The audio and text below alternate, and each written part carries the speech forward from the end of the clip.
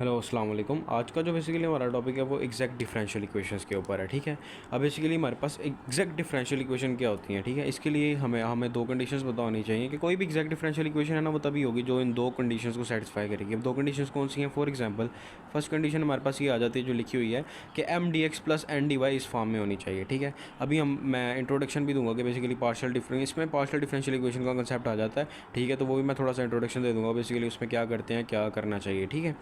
अब दो कंडीशन को सेटिस्फाई करनी चाहिए, एक तो M D X plus N D Y. ठीक है। सेकंड इसमें क्या होना चाहिए कि for example partial of M over partial of Y is equal होना चाहिए partial of N over partial of X. For example इस एम का अगर हम वाई की रिस्पेक्ट से और इस एन का अगर हम एक्स की रिस्पेक्ट से डेरिवेटिव लें तो उनका आंसर सेम आना चाहिए। अगर इन दो कंडीशंस को कोई इक्वेशन सेटिस्फाई कर देती है तो वो पार्शियल डिफरेंशियल इक्वेशन है। ठीक है। अब एग्जैक्ट डिफरेंशियल इक्वेशन है। अब पार्शियल इक्वेशन बेसिकली हम सॉल्व किस तरह करते हैं, ये एक छोटा सा क्वेश्चन मैं आपको करवा देता हूँ, क्योंकि अगर ये नहीं पता लगेगा तो आपको क्वेश्चन की भी समझ नहीं आएगी। फॉर एग्जांपल मेरे पास एक क्वेश्चन है बाय फॉर एग्जांपल इसे इस साइड को रहने ही दे, मैं आपको राइट साइड से ही बता देता हूँ क्या चीज़ होता है। For example 2xy plus 3yx for example ये क्वेश्चन है। ठीक है। अब मैं कहता हूँ कि एक फॉर एग्जांपल यहाँ पे y ले लेता हूँ। फॉर एग्जांपल इसे मैंने सोल्व करना है। अब इसका अगर मैं डेरिवेटिव x की रिस्पेक्ट से लूँ, ठीक है, पार्शियल डेरिवेटिव x की रिस्पेक्ट से लूँ, partial of y over partial of x। ठीक है। Partial of y over partial of x 2xy plus partial of y over partial of x 3yx। Partial derivative में जिस की रिस्पेक्ट से derivative ले रहे हैं वो वेरिएबल एज अ ट्रीट करेगा, जो उसके साथ वाला कोई भी वेरिएबल एक्स वाई जेड वो एज अ कॉन्स्टेंट होगा। कॉन्स्टेंट हम क्या करते हैं, सिंपल बाहर लिख लेते हैं, वही इस केस में भी हम करेंगे। Partial y by partial x is equal आ जाएगा। अब ये देखें किसकी रिस्पेक्ट से डेरिवेटिव है, एक्स की रिस्पेक्ट से। तो एक्स की रिस्पेक्ट से डेरिवेटिव है, वाई क्या है कॉन्स्टेंट, टू तो वैसे ही कॉन्स्टेंट है, 2y को हम बाहर भी लिख सकते हैं। एक्स का डेरिवेटिव क्या होता है 1। ठीक है। तो 1 ये आ गया प्लस। अब इधर देख लें सेम वही कंडीशन है, यहाँ पर किसकी रिस्पेक्ट से डेरिवेटिव ले रहे हैं, यहाँ पर भी एक्स की रिस्पेक्ट से डेरिवेटिव ले रहे हैं, तो वाई क्या होगा एज अ कांस्टेंट। तो 3y तो एज अ कांस्टेंट है, तो फिर पार्शियल डेरिवेटिव ऑफ इस एक्स का लें तो वो क्या आता है 1। तो इस बेसिकली इस पूरी क्वेश्चन का क्या आंसर आ जाएगा 2y plus 2x is equal to 2y plus 3y। ठीक है।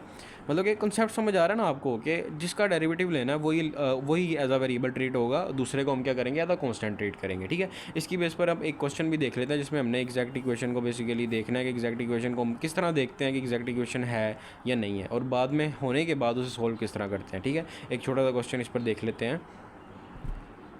ठीक है। अब ये क्वेश्चन है, इसमें मैंने आपको क्या इक्वेशन बताई थी, M D X plus N D Y is equal to 0 है। ठीक है। तो डी एक्स के साथ जो ये है इसे हम क्या कहेंगे, एम साइड पे लिख लेते हैं, एम 2xy। ठीक है। और एन क्या होगा एक्स स्क्वायर माइनस 1। ठीक है। अब इसका डेरिवेटिव किसकी रिस्पेक्ट से लेना था हमने, जो इक्वेशन हमने देखी थी वो हमें तकरीबन याद ही करनी पड़ेगी। इसका y की रिस्पेक्ट से, इसका x की रिस्पेक्ट से। इसका अगर y की रिस्पेक्ट से पार्शियल डेरिवेटिव ले लें y की रिस्पेक्ट से, यानी y as a variable x as a constant है 2x आ जाएगा, और y वेरिएबल y का डेरिवेटिव क्या होता है 1, तो 1 लिखे ना लिखे एक ही बात है। अब n की कर लेते हैं डेरिवेटिव, n बाय इसका अब y की रिस्पेक्ट से, इसका x की रिस्पेक्ट से, x की रिस्पेक्ट से डेरिवेटिव लेंगे तो इसका डेरिवेटिव 2x आ जाएगा, तो ये वैसे ही कांस्टेंट है तो 0, तो खाली आ गया 2x और 2x। ठीक है। हमारी इक्वेशन सेटिस्फाई ये वाली कर गई है कि partial of m over partial of y is equal to partial of n over partial of x। Simple हमें चेक करना था कि अगर किसी इक्वेशन का किसी का पार्शियल डेरिवेटिव लें m का y की रिस्पेक्ट से, n का x की रिस्पेक्ट से, तो दोनों का आंसर क्या आना चाहिए बराबर, 2x दोनों का आ रहा है, इसका मतलब है ये एग्जैक्ट इक्वेशन है। अब एग्जैक्ट इक्वेशन होने के बाद हम इसे आगे सोल्व करेंगे कि भाई अब हमें पता लग चुका हुआ है कि हमारी जो इक्वेशन है वो एग्जैक्ट इक्वेशन है। ठीक है। अब आगे हमने किस तरह सोल्व करना है, सिंपल है, उसके लिए एक सिंपल सा फार्मूला है कि integration of m with respect to y plus integration of remaining term not present in x। मतलब कि उन टर्म्स की इंटीग्रेशन लेनी है कि जिनके साथ x नहीं है, किसके अंदर, n के अंदर, इन n विदाउट x टर्म्स। वो उन टर्म्स सब की इंटीग्रेशन जिनमें x मौजूद नहीं है। ठीक है। उनकी इंटीग्रेशन अप्लाई करेंगे और सिंपल हम आंसर निकाल लेंगे, बल्कि ये y है और ये x की रिस्पेक्ट से है। ठीक है। अब इज़ इक्वल टू c, ये फार्मूला है हमारे पास। ठीक है। अब कैसे करेंगे, अब यहाँ पर y वाली वैल्यू लिख लेते हैं, जैसे 2xy है। अब कौन सी ऐसी टर्म है n के अंदर जिनके साथ x नहीं है?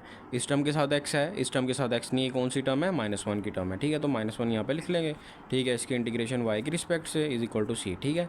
अब यहाँ पर देख लेते हैं 2xy की इंटीग्रेशन किसी रिस्पेक्ट से x की रिस्पेक्ट से है, तो x एज अ कॉन्स्टेंट है, तो y को हम क्या लिखेंगे? बल्कि नहीं, सॉरी, x की रिस्पेक्ट से है तो y एज अ कॉन्स्टेंट है, तो x स्क्वायर 2 भी कॉन्स्टेंट है तो बाहर निकाल लेते हैं। x की इंटीग्रेशन क्या आएगी? x²/2 -1 की इंटीग्रेशन क्या है? y, क्योंकि ये y की रिस्पेक्ट से है तो सिंपल 1 की इंटीग्रेशन तो y ही होगी, इज इक्वल टू सी, ठीक है। अब ये 2 से cancel, x² y minus y is equal to C, ये सिंपल आंसर है। मतलब कि इस फार्मूले के मुताबिक हमने सोल्व कर लेना है। अब मैं बताता हूँ ये x क्यों आया और यहाँ पर y क्यों आया, ठीक है। इक्वेशन में हम जो क्वेश्चन करते हैं ना, क्वेश्चन में देख लेते हैं। क्वेश्चन में आपको पता ही है कि जो हमारे पास क्वेश्चन था वो क्या था? 2xy, यहाँ पर डी ऑफ एक्स था, plus x² -1 D of Y is equal to 0। Starting term m वाली टर्म के साथ है क्या था? x, ठीक है। तो इसकी इंटीग्रेशन इसलिए x की रिस्पेक्ट से होगी और इसकी इंटीग्रेशन इसलिए y की रिस्पेक्ट से होगी। बहुत सिंपल, ठीक है। इस क्वेश्चन को हमने सॉल्व कर लिया और यही हमारे पास एग्जैक्ट इक्वेशन का आंसर होता है, ठीक है। उम्मीद है आपको इस क्वेश्चन की समझ आ गई होगी। बहुत ही सिंपल सा क्वेश्चन है, ठीक है। अल्लाह हाफ़िज़।